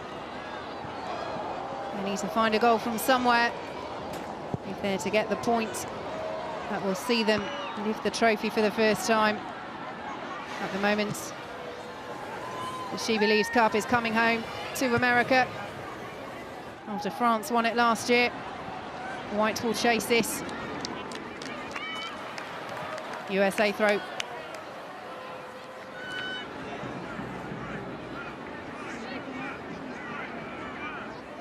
So much travelling involved in this tournament as well. Games held in 3 different host cities. And that may come into Phil Neville's mind as well. Needing to get some fresh legs on the pitch at some point. As Kirby loses out. She's been quiet today, Fran Kirby, after 2 excellent games earlier on in the tournament. I think they've identified her as key. USA coming forward again, looking for Alex Morgan. Too much on it. Morgan won't keep it in. More good work from the 19-year-old Mallory Pugh.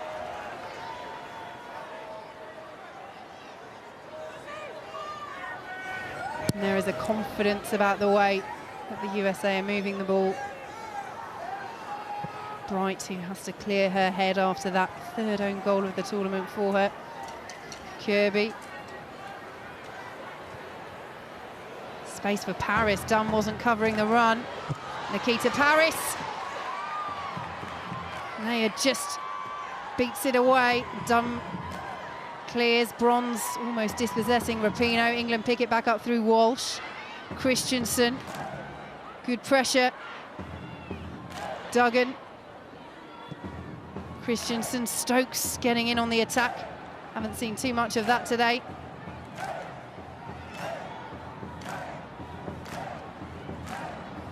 Christensen's ball in, and White was unmarked. Naya brings it away, but the USA are not coping with those balls into the box. They're not at all, and I think when England can either get your likes of Tony Duggan or Nikita Paris out wide, or you can get your fullbacks overlapping and they can come infield and they get good deliveries into the box. You can see they're not picking up the players very well. Ellen White, their free header, I think if she'd have known she had more time with her ability, probably should have done better. And Crystal Dunn, playing at left back, is not a full-back. She's a winger, a forward player. She did play at wing back for Chelsea during her time there, often in the spring series. But as we saw a couple of moments ago, she just let Nikita Paris have far too much space, as England have some defending to do. Alex Morgan will chase this. This could be a killer second goal for the USA, but Morgan can't find Rapinoe, and Stokes clears away. England living on the edge, but they have to push forward, they have to go for it. Here is Duggan. Again, space for Paris. Looking for Kirby, headed away by Dahlkemper. And Paris and Duggan, as you say, Sue Smith, doing what they've been brought on to do. If there is a route back into this game for England, it looks as though it may come from those wide areas. Yeah, they've made an impact, haven't they, since they've come on. Both of them have got pace, both of them want to try and beat the fullback.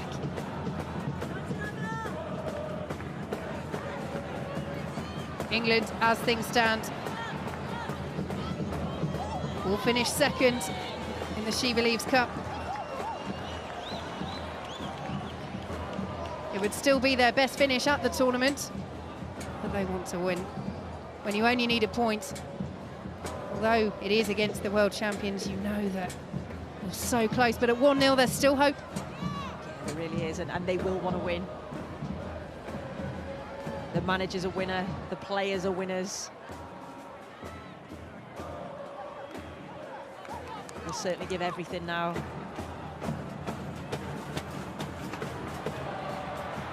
USA in behind again. Carly Lloyd, just too much on it.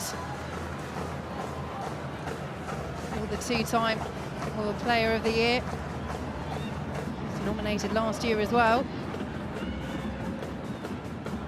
Christensen, Kirby. White playing on the shoulder of the defence. Paris wants it. Kirby still going. And Paris says, why didn't you play it to me?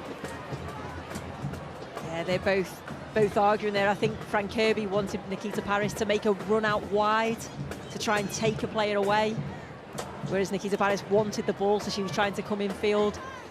But it's better from Kirby. I know it was a poor finish at the end of it, but actually picking the ball up in between the lines and driving at the defence. You can see Nikita Paris wants the ball straight away. Frank Kirby wanted to take a player away. Just miscommunication. A goal against France in the opening game. Frank Kirby was her 111th goal in 111 games for club and country as the USA win a free kick. Regardless of whether she's been really in the game tonight, it is a remarkable record. Yeah, really is. Ali Long not too happy with the Canadian referee, Caroline Chenard. Thought perhaps there should have been further punishment. The USA do have a set piece taken quickly. England sleeping. Here is Dunn. Too easily past Paris, floats it to the back post, and it's wasted. Nicely worked initially by the USA, and Horan can't capitalise. And that's why you have to remain focused for the entire game, because they just do things quickly. They're clever players. That's why they're #1 in the world. They'll take quick free kicks and catch you off guard. She was nominated for the US Player of the Year. Lindsay Horan, won by Julie Ertz, who is on the bench today for the USA. She has been nursing an injury. Played in the first match against Germany, not against France. 20 minutes to play. England need to find a goal if they're to earn the point that would see them lift the SheBelieves Cup. As it stands, the USA will be the champions for the second time. Davidson showed a little too much of it to Paris. Here is Kirby, wants the free kick, and then Paris concedes one out of frustration from the foul on Long. I think Kirby might have had a case there. I was just going to say exactly the same. The referees let quite a lot go, but I thought that was a foul on Frank Kirby initially. You couldn't really see it from that angle. And the foul was actually given for the Nikita Paris, which was just frustration.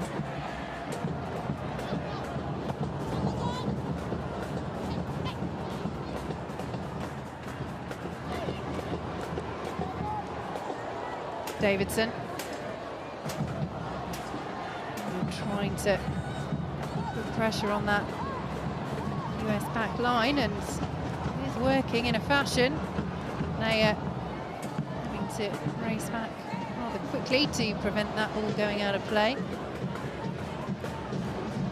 Uncertain as to who to distribute it to. That's what England need to do. They just need to try and find any way they can to unsettle the USA, who have shown glimpses of weakness at the back.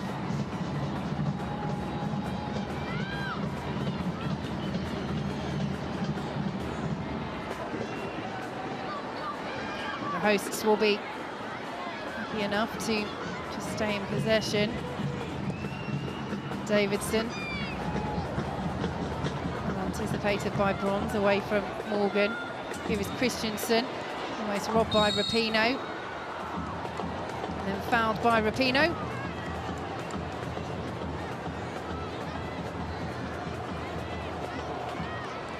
And the scrappier it gets, I'm sure the USA won't mind, but they're not a team to sit back either and be happy with a 1-0 lead. They know one goal would change it. A goal from England would put them back in pole position.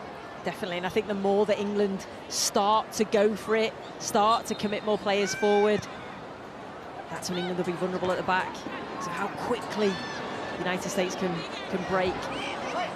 Rapinoe dispossessed by Bronze. Uses it herself, the England standing captain. Here is Alex Morgan. Pass Bright, but not past McManus, who clears away from Pugh. England's defence having to work hard.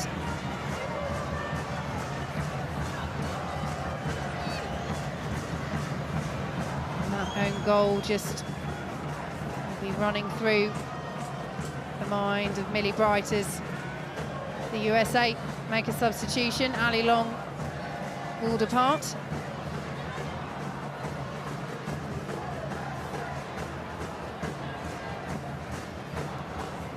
Sofia Huerta replacing her, and Morgan Bryan set to come on as well for Lindsay Horan. It's got an interesting story, Huerta. She's a former Mexico international. Never played a competitive game. Was born in the US, but played for Mexico at youth and then senior level after failing to really break in through the US youth teams. Switched allegiance in September. Became the only player to play for and against the US soccer team as Rachel Daly replaces Frank Kirby. Another throw of the dice from Phil Neville. Each side able to make 6 substitutions, so he still has 3 to play with. Rachel Daly looked lively in the last game, had an opportunity.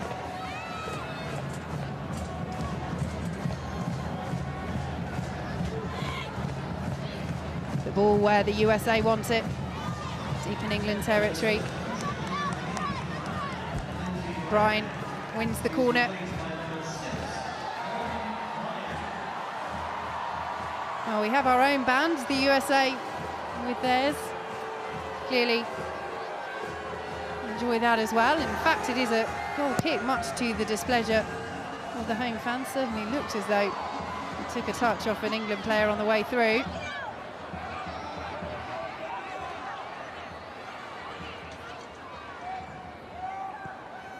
"15 minutes to play. England need a goal if they're to win the SheBelieves Cup. They just need a point." Looks like Tony Duggan's gone more central now since Frank Kirby's gone off.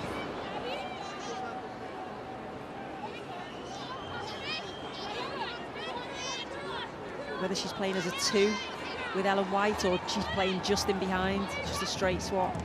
Rachel Daly on the right-hand side.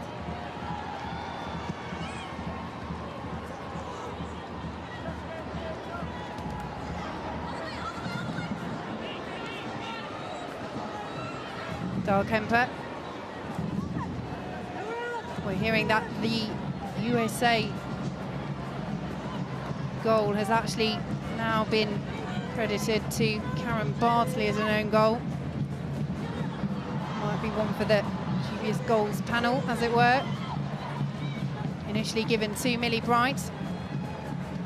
Final touch was off Bardsley, but the deflection from McManus, at least anyway, meant that he was heading towards the goal. But as things stand, that's who's got it. England won't care too much, the USA won't either. I'm sure Millie Bright would be pleased not to have 3 own goals from a tournament, but in the end, the ball is in the back of the net, and it's gloom for England and joy for the USA. Is the upshot. Here is Duggan. Daly making the run to her right. Shot driven in by Christensen. White was stretching, couldn't get a touch. Be good to see Izzy Christensen actually getting forward a little bit more. I know she's had to sit back and do a lot of defending in this game, but she's got the ability to score from outside the area like that. You know, for Manchester City, she makes those late runs into the box. Seen her score a few like that. She's Manchester City's top scorer this season. 13 goals, 6 penalties as well. If England could earn a spot kick. Could have conceded one in the first half. We never saw a replay of that Millie Bright challenge, but we both went, ooh, at the time. Here is Duggan.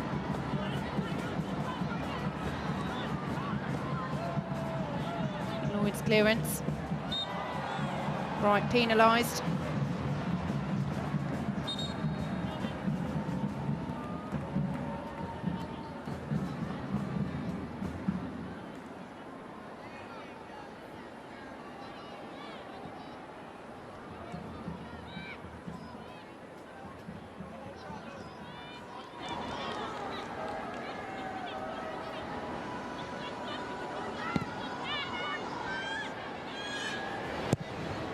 Nair, again the clearance, risky.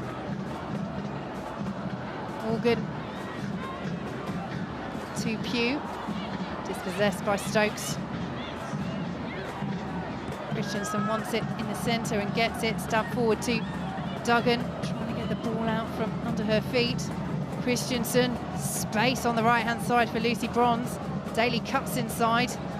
Bronze up against Dunn, makes the challenge. England corner. They're not out of this yet. No, they're really not. And when England get the ball out wide, when they switch it quickly, they're able to get at the American back line. Jill Ellis about to send Savannah McCaskill into the fray. England will have this corner.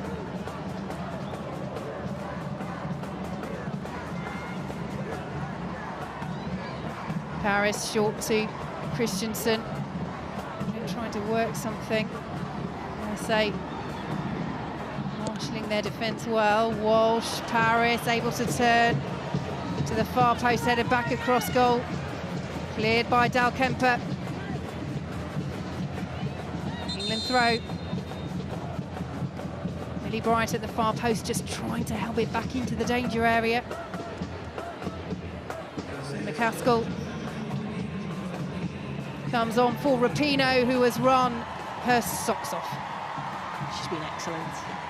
The delivery at times probably not as good as I've seen her in other games, but she's just always a threat.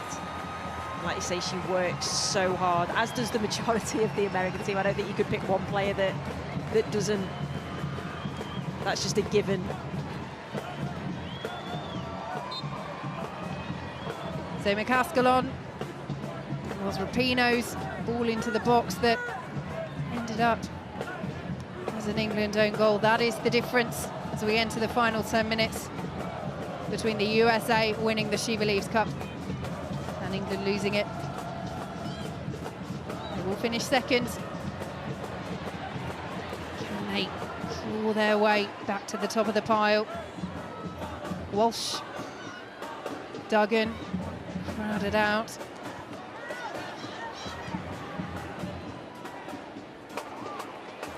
It's too crowded in the centre there. They have to get the ball out wide and then get players in.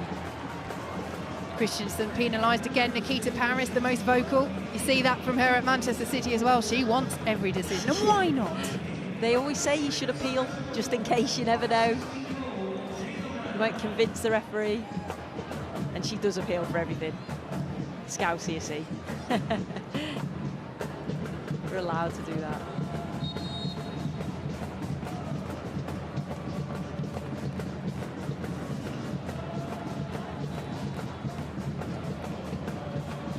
Naya sends it long towards Pugh, away by Stokes.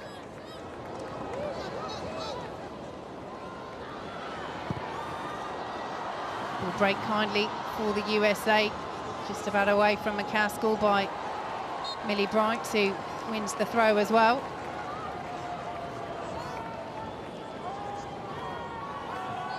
Savannah McCaskill nominated the USA Young Player of the Year 2017, only made her debut in January against Denmark.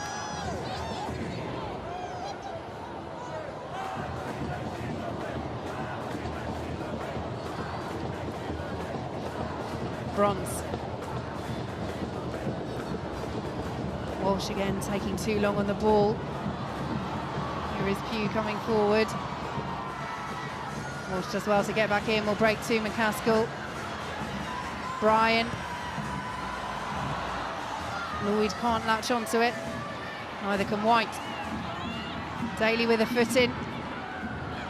All a bit scrappy in the centre of the park, but England still coming forward, cut out before it can reach Ellen White. She scored an 89th minute winner against the USA at last year's tournament. A late leveller would do it.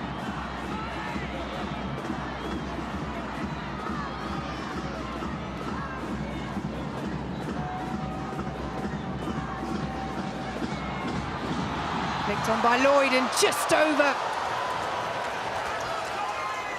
Bardsley may well have had it covered. Well, she hasn't had the liveliest of games, Carly Lloyd, but she only needs one chance. She does, and she's always a threat in the box. You see, she just gets in between. It's Lucy Bronze and Abby McManus. She's so good in the air. She just times a jump to perfection. Just can't get over the ball, thankfully for England.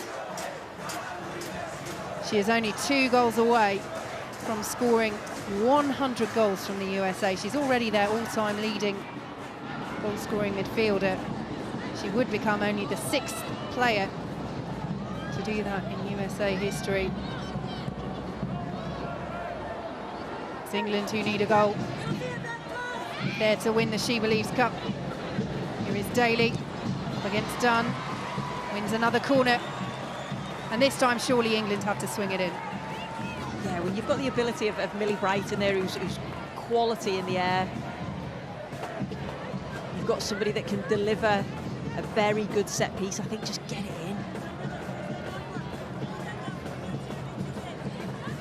He knows what he wants to happen. Harris assumes responsibilities. McManus and Bright both up. White and Daly in there as well. Again, they play it short. It's clearly something they've worked on. Christensen. Bronze, Christensen. Headed away. Only as far as Walsh. Stokes. Going to have to be careful they don't lose it here. Stokes with a bit of space. And allows it to run. That's the wrong decision. White will pick it up. Christensen. Off Carly Lloyd. Good work by Christensen. England will have a set piece.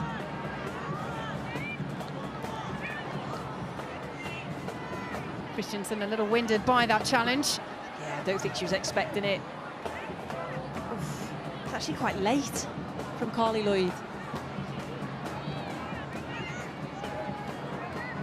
I think she said to the referee she just needs a minute just to get her breath back.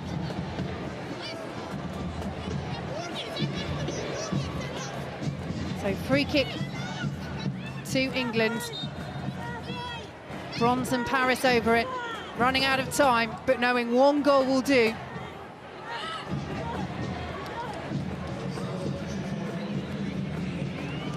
And Walsh is off and Scott is on. There are always debates about the merits of making a substitute right before a corner, but when you can throw on a player that's 5'11" like Jill Scott, why not? And Hannah Blundell coming on as well for Demi Stokes. A big moment for the 23-year-old, her England debut.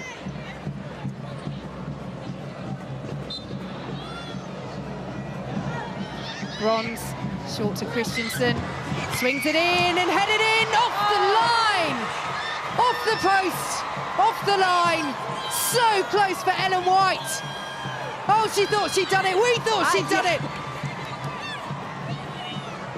Still 1-0 USA, he can't believe it. I think we all thought it was in. It was a really well-worked free kick. Ellen White does well to get up. She hits the post, I don't know how it doesn't go in. And Davidson was there in the right place to get it away. England still coming forward. Well, we talked about Ellen White scoring that late winner against the USA. She won't get closer to a late leveller. That was so close. It's a brilliant header as well. It's a great header. She gets up so well. Again, times a run, just glides the ball exactly where you should as it's coming in. Everything was perfect apart from it didn't go in the back of the net. You could see a few of the players, I think, went down to their knees. You just hope that they've got one more chance. Agonising for England. And that is the question, isn't it, that runs through your mind. Was that it? Paris. Too quick for Huerta, who was sleeping. White will chase. As will Daly. Naya under pressure. The USA looking nervy. Can England snatch a draw? Can they snatch the SheBelieves Cup? They thought they had done. Paris. Penalised, it may well be for a foul throw. Can't see what else was wrong there. I don't think Nikita Paris knows either, does she?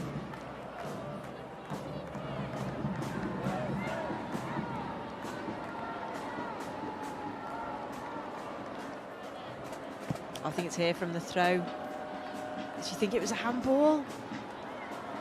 It's off the top of her shoulder. Yeah. England free kick. Need to get it up the pitch quickly. In fact, it is a throw.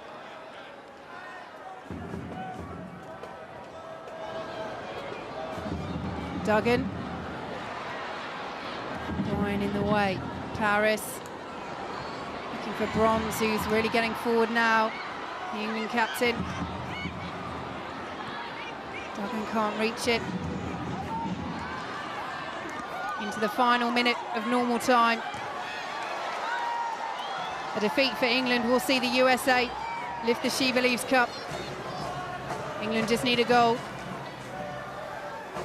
Christensen, closed down by McCaskill. Blundell to Paris. Touch, just saw it run away from her. McCaskill, knocked on by Lloyd.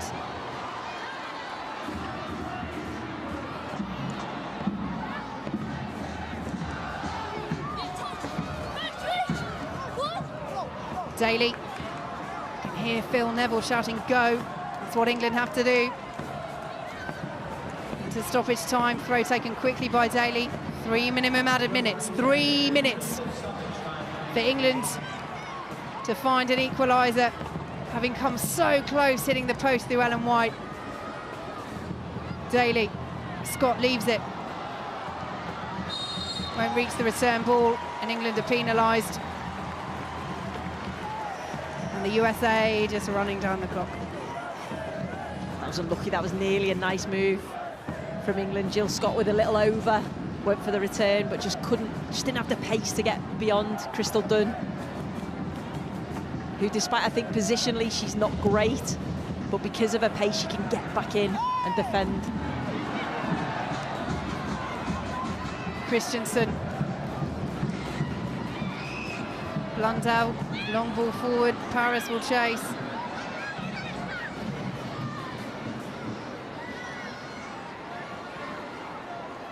White forcing Naya to pick it up.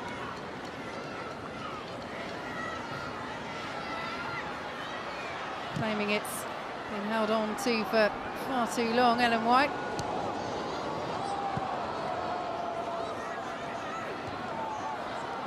Well, England have overall still had a very good tournament,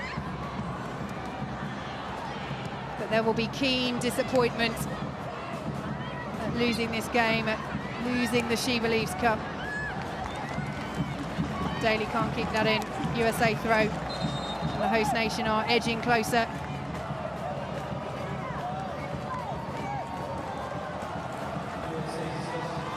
As they run down the clock, Mallory Pugh will come off. Lynn Williams will come on. She scored their only goal at the SheBelieves Cup last year, which ended with the USA finishing bottom.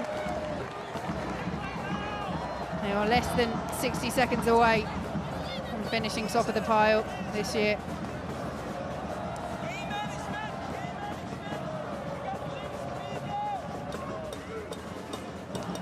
Done with the throw.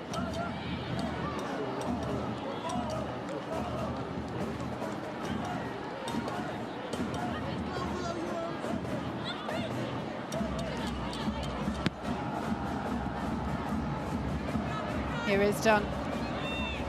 20 seconds to play. It's not going to be enough for England today. Could get worse. Carly Lloyd. Christensen bundled over. England win the free kick. The time is almost up, and they don't have the ball.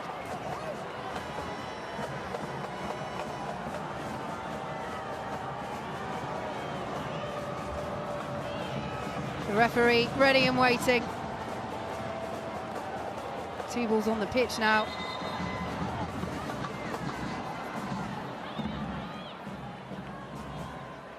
Bronze has to launch it long if she's allowed to play on. And there is the full-time whistle. Despair for England, but joy for the USA. They win the SheBelieves Cup for the second time. Karen Bardsley's own goal, the difference in the second half. It's still coming up as Millie Bright. We understand that it has elsewhere been credited to Bardsley. Either way, it's an England own goal. And again, the defending just letting England down at a crucial time, Sue Smith. Yeah, I think England have to be proud of themselves, what they've achieved in this SheBelieves Cup. It's the best ever finish. The performance against France was excellent. The resilience against Germany, I thought at times against the United States, they were very well organised. They created chances. I actually thought that Ellen White had equalised for them. So unfortunate. yeah, that's something that they need to address, those sloppy defensive goals. That's now 2 in the last game, 1 in this game, something that they need to work on. But I've got to say, positive for England moving forward. And there's been a lot of talk about that winning mentality that Phil Neville's wanted to bring in, but you can't do that every match, and you can't do that always or often against the world champions, the USA, who so often just sweep all before them. Yeah, and they do, and I think they'll look at this game, they'll reflect on it, and they'll say, what do we need to do to beat the world champions? What are the things that we have to improve on individually and collectively as a team? And I think it would certainly be defensive errors, but you look at the players that are missing: Steph Houghton, captain, leader; Jordan Nobbs, who would have started in centre midfield; Karen Carney, so experienced. And they're 3 key players, and without those players, they've still managed to compete with some of the best teams in the world. Let's head down pitch side. The England boss, Phil Neville, is with Joe Curry. Well, Phil, so close. How tough was that one to take? It was tough, but it was probably the most enjoyable game that I've had in the tournament so far, because what we came up against a really good team.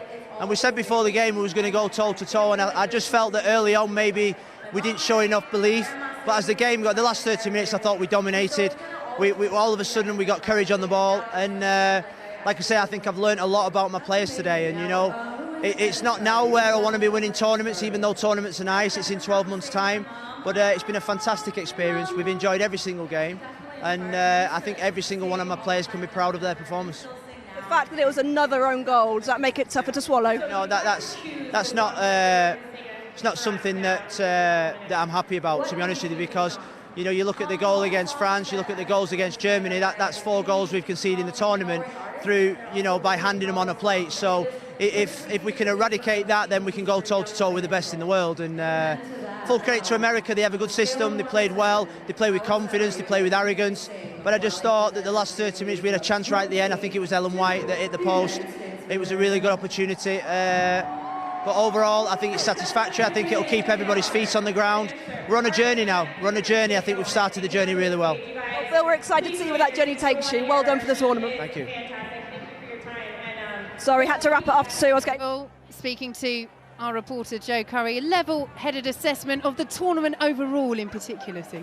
I think it's been an excellent tournament. I think from an England perspective, they'll be very proud of themselves. I think exactly what Phil Neville's just said then. They need to eradicate those silly errors defensively, but going forward, they were brave on the ball. They did show the winning mentality that he wanted to see, and I think it's really positive. And it isn't now that they need to start winning, it's next year in France, and if they can do that, I think we'll all be happy.